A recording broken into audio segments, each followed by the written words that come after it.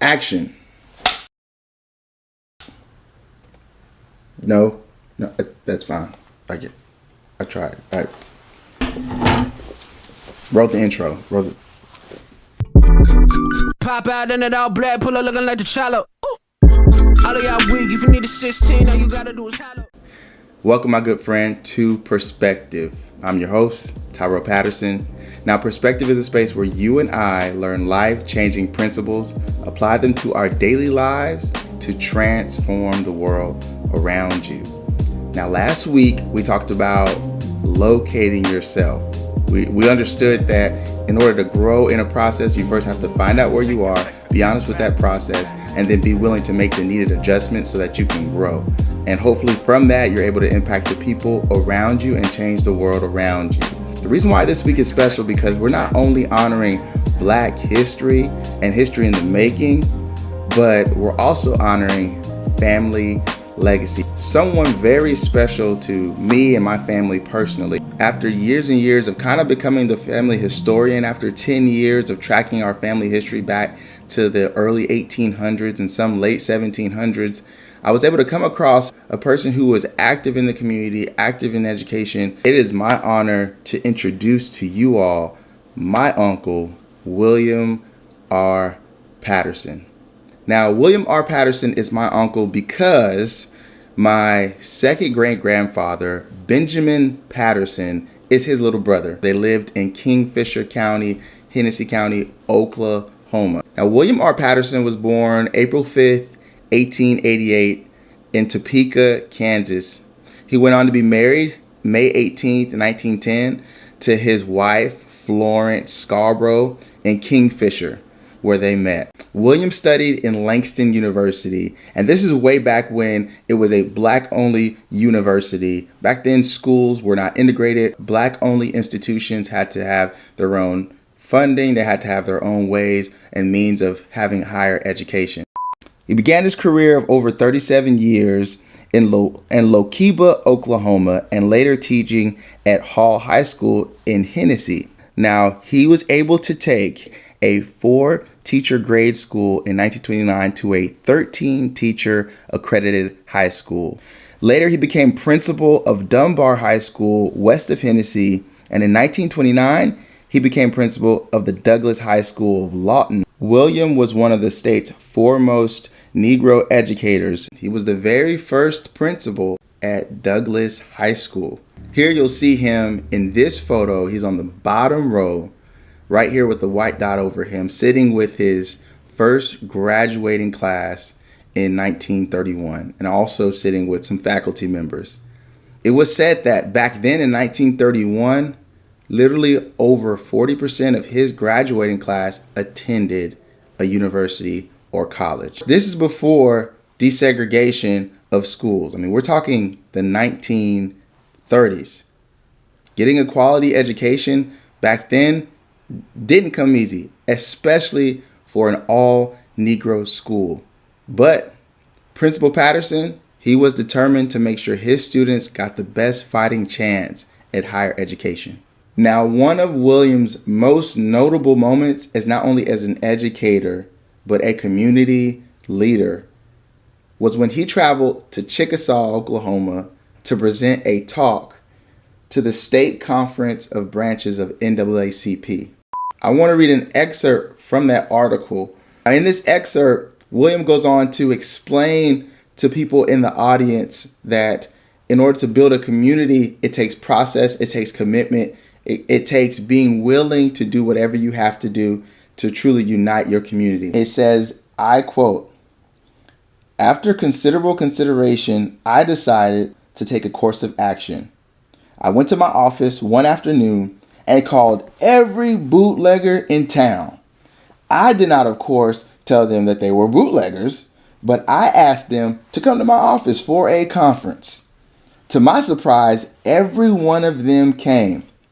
I began to tell them about what was happening to my school in terms of games lost, in terms of how many of my boys had been charged with being semi-intoxicated the night before games, and the rumors that they went to games under the influence of liquor. I pleaded with those fellows I appealed to their civic pride and told them, I want them to join me in seeing that my boys do not get any liquor the week they were playing a game. Before they left my office, they were all pledged and covenanted to see that this rule was carried out. You see, I'm winning football games now, said Professor Patterson, but I had to organize the bootleggers in my community in order to do it. I did not have a chance at the athletic honors in the state until I had gotten the group of law violators into my program. An organization must even see the sparrow. Now, I want to highlight that William was smooth. He said, look, I'm going to call the bootlegger the law violator, and I'm going to rally them together and get them into my program. He was able to harness his influence. He was active in his community. He was able to gather and rally and bring them under his influence of effective community leadership. Now, in this article beforehand, it goes on to honor William for only not being impactful in education and in his community, but also in the city, being responsible for getting FHA programs passed so that Black people could have housing and quality living. He was about advancement.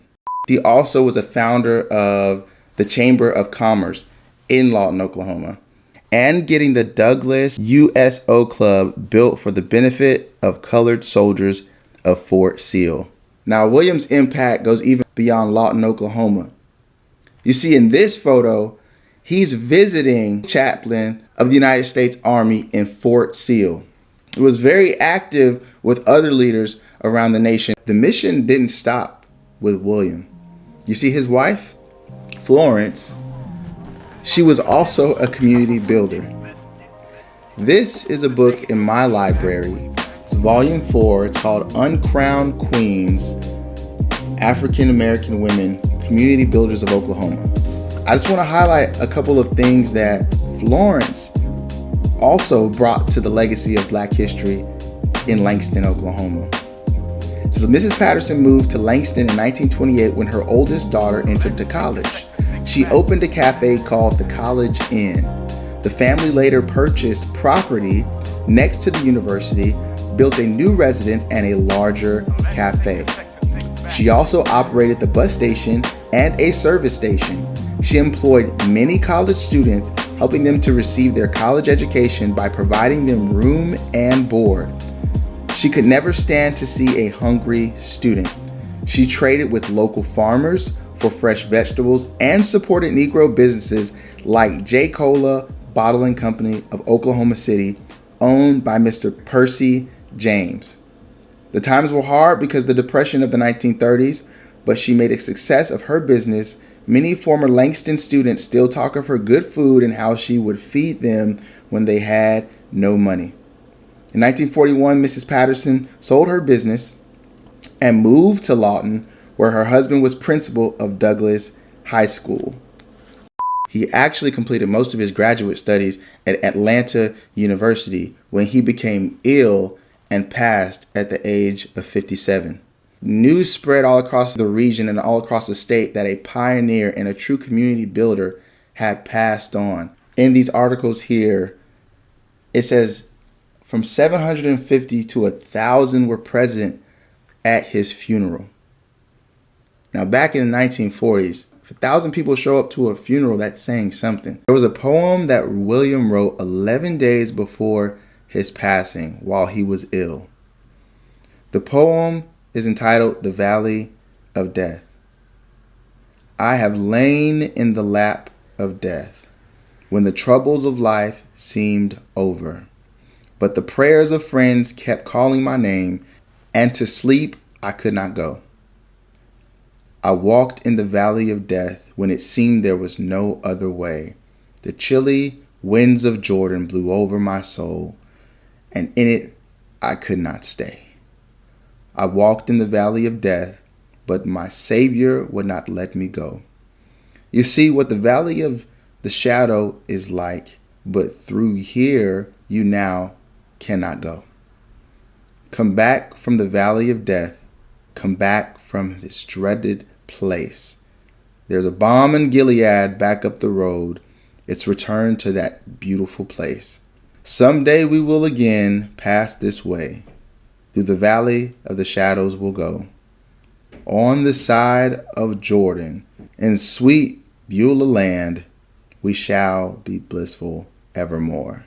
At the time of his passing, that he served in these capacities: principal of Dunbar High School, chairman of the operating committee, Douglas USO Club, member of USO Council, trustee of Shorter Flipper Curry College, Little Rock, Arkansas, member of Negro Chartered Mission, advisory committee of Langston University, member and board of directors at the Patterson Samaritan Hospital. The article says he very peacefully and quietly in his home at 7:30 p.m. on February 22nd, 1945, surrounded by family, he passed from labor to reward. Was able to pass a project he was working on when he was living to get a community center built for Lawton, Oklahoma, which they gave the key at the commencement to his wife and his family. What my Uncle William was building did not end with him. He left a legacy. I'm convinced that my Uncle William was willing to die for his convictions.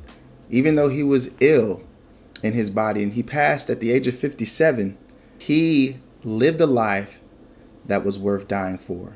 My question to you is, will you do the same? Will you live a life convicted by a passion and a vision to impact and change the world around you, so that it is said of you when your time comes that you gave it all up, that you died empty and you ran your race and you ran your course? My relatives wouldn't be in this book if they hadn't had a vision of how they wanted to impact their community, how they wanted to make a way for young Negro students back in the early 1930s and 40s, back when it was unprecedented to own your own business if you were African American. They sacrificed so many things. I could only imagine the vision that they had before they passed on.